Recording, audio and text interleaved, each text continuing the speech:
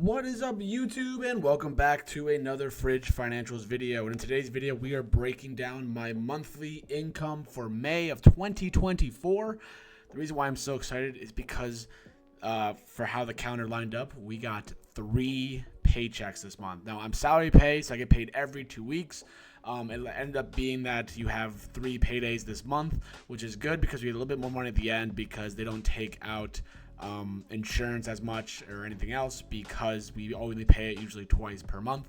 So the third paycheck's a little bit higher, which you'll see in this video here. We're going to break down my expenses, my bills, my pay, and what I got left over. So if you're excited for today's video, make sure you smash the thumbs up button, subscribe to the channel if you've already done so, and turn on the bell notifications for all future uploads. Thank you so much for your continued support, and I'm going to show you my transparency here. I'm going to make another video coming out soon, because if you are a teacher, you already know, but if you're not, at the end of the teaching year, which is about 2 weeks out from now, we get what's called a balloon check at the end of the year, or you can opt in to take a balloon check instead. So it's a huge paycheck at the end of the month, or at the end of the school calendar year, I should say, and we use that usually. I'll show you how I'm going to budget that for my 2 months of me not teaching and getting more paychecks from the job, of course. So let's jump right into it here. So teacher pay. Now, the dates don't really matter to me as much. I mean, it's just the dates of the dates. So my first paycheck was $2,105.68. That was actually what the actual number was. I'm just going to keep these the exact same. So 2105.68. So I'm going to keep those the exact same thing. So that was my first paycheck. My second one was $2,167.31. 2,167.31. And I'm filling in the spreadsheet here. Make sure that you subscribe to Bigger Tables, Elise on Bigger Tables at YouTube, because she's the one that made this amazing spreadsheet and I still use it so for my content. So make sure you follow her. She has over 200 subscribers. She is knocking it out of the park compared to where I'm at right now. So kudos to you, Elise. You absolutely deserve 100%. And as you can see, your spreadsheets are not going unused. And my third paycheck, as you will see, is a little bit higher, $2,217.39. And again, I'll just make it the same because I don't even know usually how to predict my income really and be like, oh yeah, I'm going to predict this is my paycheck here, because it varies. Obviously, as you know, I do tutoring after school, and that's a little bit extra money into it. So that's kind of fluctuates these numbers a little bit. Obviously, if we have things that are closed, like Memorial Day and stuff like that, we don't get paid. I don't get the tutoring paid for that day, so these fluctuate a little bit. So those are my 3 paychecks, which is crazy to think about. I've made $6,500. This is after retirement's taken out, taxes, insurance, you name it, it got taken out, retirement, all in there. This is what's left over. So first bill coming in is rent, which was paid pretty early on. I mean, we paid I think the second or the third. I don't really care. I don't really know, but it was $1,303.79. Again, I'm going to expect an actual is going to be the exact same thing for the sake of this video here to make my life a little bit better here. We're looking at the gas bill. My gas bill came in at $52.06. And again, same thing, $52.06. Electric came in at $94.23. $94.23. That's going to be interesting to watch how the summer goes on for those ones, obviously, because that means the AC might be kicking on more. Who knows?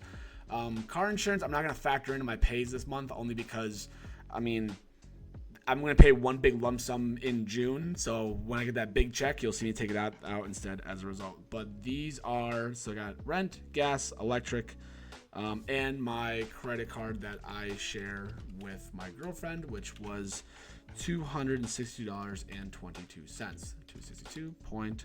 $262.22. Now, I will tell you also, this is not factoring in my own personal credit card. And what I'm going to do is honestly just put in my actual credit card just in case, because there's times where I pay it early, sometimes I don't pay it early. So I'm going to put in my other credit card here.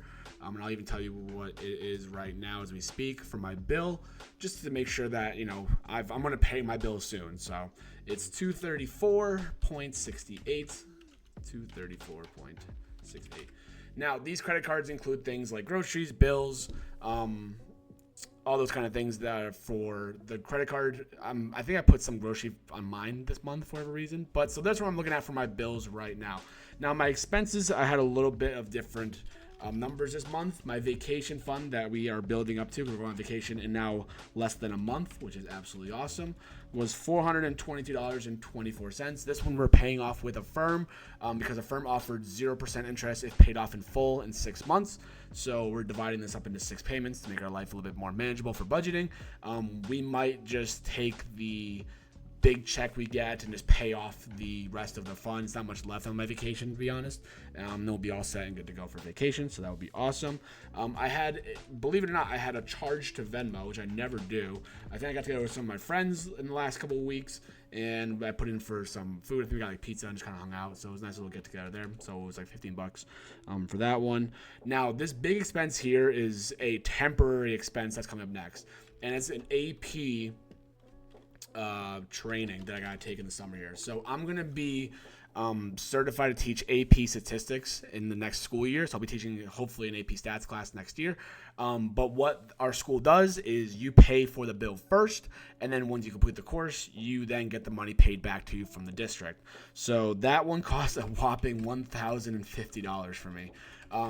A temporary expense, but still an expense because I had to pay for it, right? Now, if I do another budgeting video in, say, August, September, whatever it is, obviously you'll see that I'll have $1,000 put back into my account, as you'll know. Oh, I also forgot to include, this is why I paid it this month for that one. I got my federal tax return of $1,513. So we're going to add that into money I got coming in. So crazy month for the bills and for the pay and everything else. And then I had one charge on Amazon. I don't really buy literally anything ever on Amazon at this point, to be honest with you.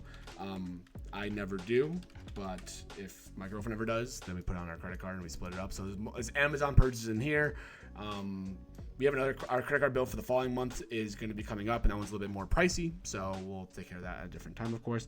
But so those are where I'm looking at for my current expenses, and then for my savings. So first off, with my crypto investments, I've put in about $20 every week, so we're looking at about $80 a month into Bitcoin and Ethereum only, just to kind of give myself the exposure for it. Again, not a financial advisor, none of this is financial advice, but I like to give myself a little bit of the exposure to crypto in case, we have a huge rally again or whatever the case is. I'm sitting a lot in my crypto portfolio on cash right now with getting 5% interest on it, but we'll see what the market does, and if we get a big enough pullback, I might put some more money back into crypto. But right now, I put like $20 in every week just to kind of give myself the exposure. Into stocks, we put in a lot. We put in $1,200 for the month. I put in about $300 each week. I do about $250 into SPY. I do about $50 into QQQ, so the indices, and so I'm looking at there. And then my awesome, amazing peer-to-peer lending is a whopping $25, just like that. Now that means that I'm left with currently $3,183 by itself. So a lot more money. But what I'm doing here is that right now, I'm going to put some of this money, I'm going to put probably all this money back into my checking account, to be honest, because I won't be working over the summer. 3183. Now we're back to zero. Because I'm not working over the summer, my focus is to sit down and budget out 2 months of bills. So our rent, our gas, our electric, vacation, everything, so I'm really taking this money and trying to keep it in my checking account for future bills and purchases. Obviously, I should move it over to a high yield savings account, but since I know that we're going to have this 2-month period of just bill after bill after bill coming in and no income coming in next 2 months, I'm going to have it there, so because there'd be no point in moving it out, just have to move it back afterwards. Depending on when we get the balloon check and how much I get for that big check in the next 2 weeks, I'm probably going to rebalance it a little bit, put some more into a savings account, in my high yield savings account. I'm going to open one up because I don't even have one, to be honest with you, which is a bad idea for me. I'm going to open up a high yield savings account over the summer, start putting some money towards that as well. So, but what we're looking at right now is savings is 56%, bills is 24%, and expenses is 20%. So you're looking at basically a 56, 24, 20 budget. Which is great. So I got a lot of money. I got $4,488 in savings and investments and everything else, which is absolutely awesome. But yeah, so this was a awesome month of income here. So thank you so much for watching today's video. If you have any questions, of course, please let me know. Again, if you're like, oh, fridge, where's the food calculations? Where's the gas calculations? Where's that? Those are put into these 2 credit cards here. I don't feel like going through every single purchase because this video might be so much longer for every single purchase we have. So I kind of just lump it up into credit card 1, which is our shared one. Credit card 2 is my personal one. All of our bills and expenses and everything that we pay for usually goes onto the credit cards to get rewards, to get points, and go from there. So, like I said, we're going to have a bigger credit card bill coming up next month. So some of this will probably go towards that just to make my life a little bit easier. So thank you so much for watching today's video. I hope you've learned some insight and you've learned some new stuff and you get to see what I'm doing with my paychecks. Crazy month of May. I love when we have 3 paychecks in a month. I think it's absolutely awesome. And as you can tell, it's really, really nice. I can start to reallocate money into different spots, put some more into investments maybe, or whatever the case is. So thank you so much for watching. I hope you guys are making money in the market as per usual. And I will see you guys in the next video.